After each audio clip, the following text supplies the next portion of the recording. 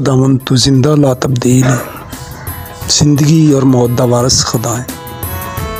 खुदावन तू मलका बरतानिया नू अपने कोल बुला लिया और खुदावंद अपने राम च जगह दिती और खुदावंद खुदा ओदे खानदान नू तसल्ली दे और खुदावंद खुदा हकीकी तसल्ली तेरे कोल है।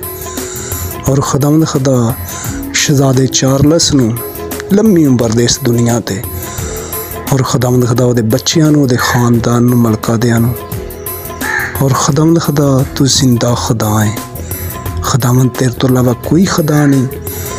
खुदावंद खुदा हर इंसान ने इस दुनिया तो एक दिन तेरे कोल जाना है और खुदावंद खुदा उस खानदान नू अपनी पनाह थले रख और खुदावंद खुदा तेरा पाक रू जुम्बश करे मलका बरतानिया दे खानदान ते और उस मुल्क ते और पूरी दुनिया दे मसीह मुल्कां ते और इसराइल मुल्क ते।